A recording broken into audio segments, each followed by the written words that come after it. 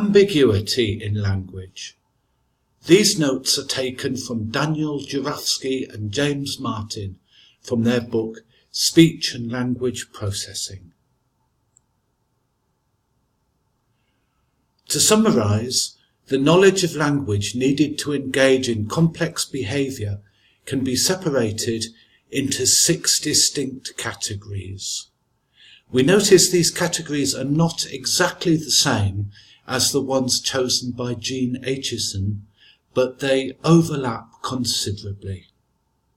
So going from the smallest units of speech to the largest, we start with phonetics and phonology, the study of linguistic sounds, morphology, the study of the meaningful components of words, syntax, the study of the structural relationships between words, semantics, the study of meaning, pragmatics, the study of how language is used to accomplish goals, and discourse, the study of linguistic units larger than a single utterance.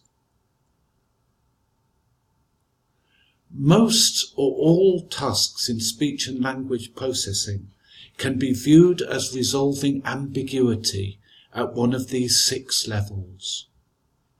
For example, how many different meanings can you think of for the sentence, "I made her duck"? Pause the video for a moment while you think of some.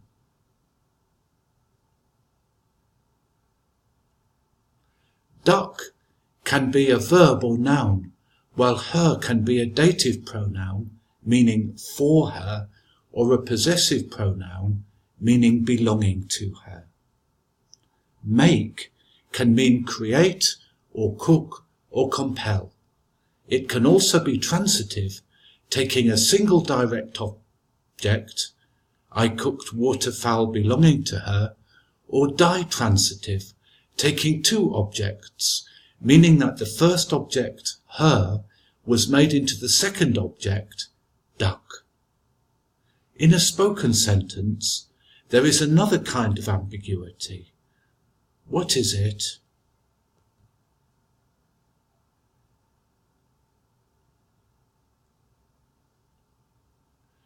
Resolving ambiguity by computer. So how does the computer resolve or disambiguate these ambiguities? Deciding whether duck is a verb or a noun can be solved by part-of-speech tagging. Deciding whether make means create, cook, or compel can be solved by word sense disambiguation.